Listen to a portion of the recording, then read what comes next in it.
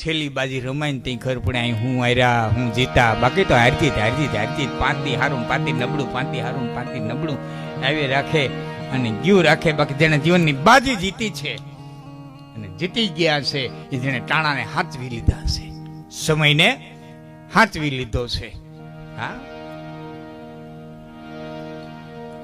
અરવલ્લીના પહાડના ડુંગરાની માલિક રાજકુમારીને ભૂખ લાગી તેની એક જોડીમાંથી બીટનો રોટલો, એ બાજરાનો ઘઉંનો નહીં બીટનો, એક વીર પુરુષની દીકરી, અને બીટનો રોટલો હાથમાં લીધો ને બરોબર આમ ખાવાની તૈયારી કરી અને જગલ બિલાડાએ ઠેક મારી અને દીકરીના હાથમાંથી એ રોટલો ઝટી અને નીકળી ગયો.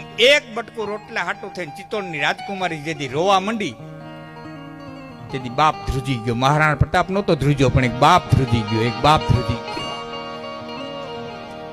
બાપ ધ્રુજી ગયો. અને અકબરની કચેરીમાં ચિઠ્ઠી આવી, રેમખાન ખાના ઉપર ચિઠ્ઠી આવી. અકબર તો અભણ હતો, એને વાંચતા ન આવડતું. અકબર અભણ હતા હો. રેમખાન ખાનામાં ચિઠ્ઠી આવી, માલિકો લખ્યું તું કે હાડા કચવા અને ભીણતા તે મોલે ને મજા કરંદ તમે કહેજો ખાન ખાન ને કે મેં તો બંચર હુઆ ફિરન. ચૌહાણા દલ્લી ગઈ રાઠોડા કન વજ, ચૌહાણોના હાથમાં દિલ્હી ગયું, રાઠોડના હાથમાંથી કનોજ ગયું. ચૌહાણા દલ્લી ગઈ રાઠોડા કન વજ તમે કહેજો ખાન ખાન ને કે મારા એદન આયા અજ, મારા દિવસો આવ્યા છે ને મારે સમાધાન કરી લેવું છે.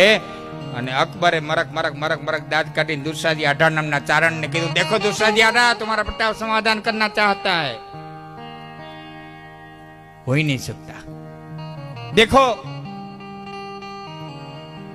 अभी आया cut cut cut cut cut दिल्ही ની કચેરી છોડી પોતાના આવાસે આવ્યું હોય ચારણ, કાગળ લખો, માણસને આપ્યું, કીધું હાંડ તૈયાર કરી અરવલ્લીના પહાડમાં જા, કોઈને ખબર ન પડે, મહારાણા પ્રતાપને ચિઠ્ઠી આપ.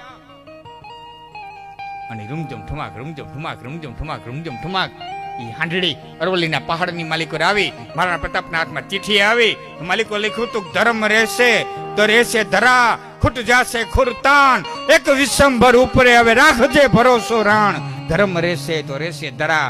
હે પ્રતાપ, તારી તલવારની ધારમાંથી અમારી ઇજ્જત છે, તારી તલવારની ધારમાંથી અમારો ધર્મ છે, તારી તલવારની ધારમાંથી અમારી બેન દીકરીની લાજ છે. તે આકાશમાં જોઈને મહારાણા પ્રતાપ એટલું કીધું તો કે હે એકલનજી મહારાજ, મારી ચિત્તોડની ચિંતા કરવા વાળા દિલ્હીની કચેરીની માલિકો બેઠા છે, ત્યાં સુધી હવે પ્રતાપ કોઈ સમાધાન નહીં કરે.